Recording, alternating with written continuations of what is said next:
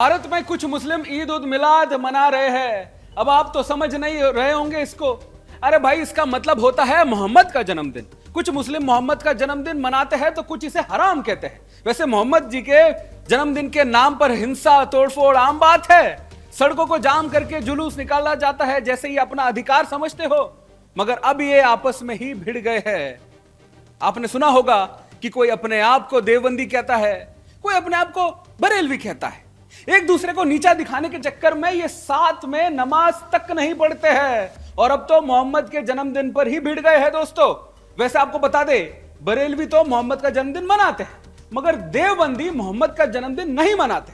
कई बार दोनों में लाठी डंडे भी चल गए हैं इसको लेकर, मस्जिदों में लड़ाइयां भी हुई है। बरेलवी कहते हैं कि कई हदीसों और कई किताबों में मोहम्मद के जन्मदिन की बात लिखी है, तो वही देवबंदी कहते हैं कि कुरान में मोहम्मद के जन्मदिन की कोई बात ही नहीं हुई है, इसलिए मोहम्मद का जन्मदिन मनाना हराम है।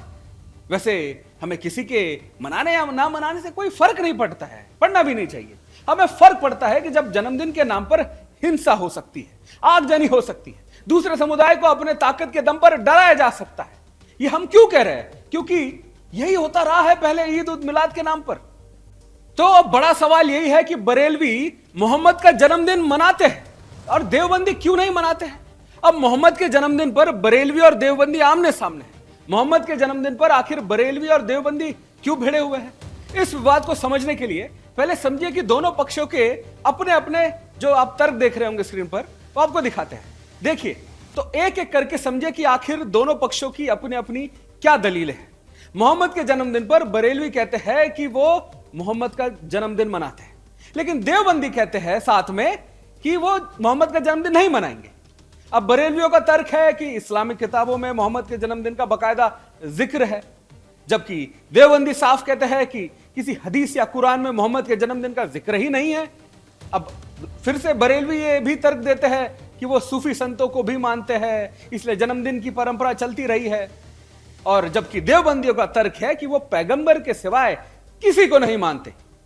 और यह भी तर्क दिया जाता है कि बरेलवी तो पक्की कब्र बनाते हैं, मजारों पर जाते हैं, लेकिन देवबंदी ना पक्की कब्र बनाते हैं ना मजारों पर जाते हैं। बरेलवी मोहम्मद के अलावा दूसरे पैगंबर की भी इबादत करते हैं, तो वही देवबंदी दूसरे पैगंबरों की इबादत को हराम मानते हैं। यानी मोहम्मद के जन्मदिन को लेकर बरेलवी और देवबंदी के बीच सिर्फ मनाने और नहीं मनाने का फर्क नहीं है, बल्कि कब्र, मजार और दूसरे पैगंबर को लेकर भी दोनों की धार्मिक मान्यताएं भी बड़ा अंतर इसमें साफ दिखाई देता है। अब सवाल यह है कि इन दोनों पक्षों के तर्कों का आधार क्या है और आखिर मोहम्मद के जन्मदिन को लेकर यह विवाद इतना बड़ा क्यों है?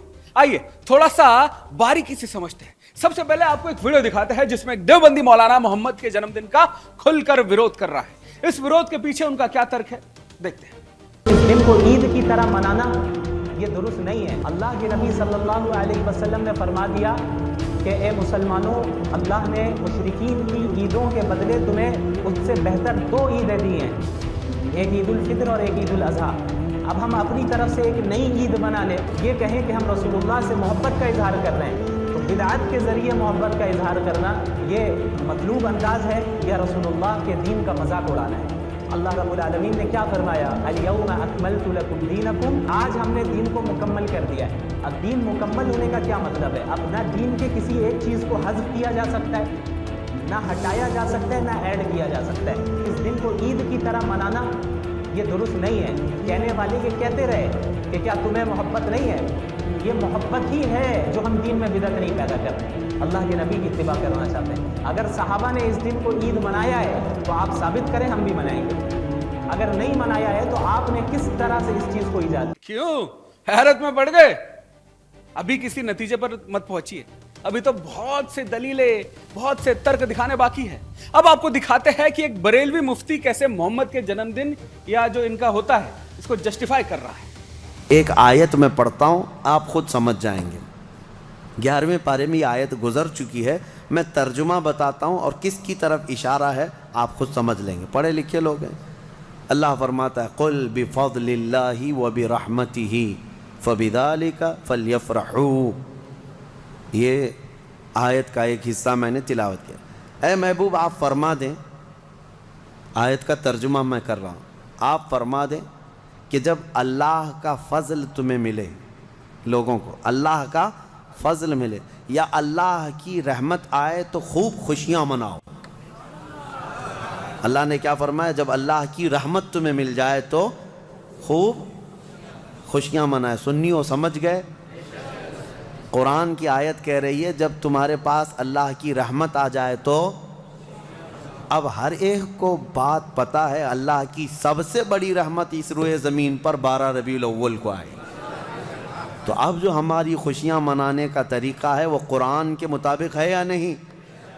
कुरान के मुताबिक अल्लाह ने फरमाया जब अल्लाह की रहमत तुम्हारे पास आए तो खुशियां मनो। अच्छा, ये तो बात हुई भारत के देवबंदियों और बरेलवियों की। अब आपको पाकिस्तान के 2 कोड़ी वाले जहरीले मौलानाओं की भी सुनाते हैं। यकीन मानिए इस पाकिस्तानी मौलाना को सुनकर आप चौंक जाएंगे। सुनिए। देखो, रबीउल अव्वल के बारे में लोग अक्सर एक सवाल पूछते हैं कि ईद मिलादुन नबी मनाना, उसमें जश्न करना, नबी सल्लल्लाहु अलैहि वसल्लम की आमद पे खुशी मनाना, ये इस्लाम में कैसा है? हम रसूलुल्लाह सल्लल्लाहु अलैहि वसल्लम की सीरत देखते हैं।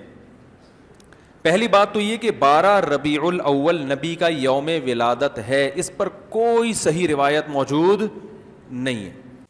कहा था ना, हमने कहा था कि ये सब शक्ति प्रदर्शन से ज्यादा कुछ नहीं है, लेकिन मामला इस्लाम से जुड़ा है ना, तो फिर सवाल पूछेगा कौन?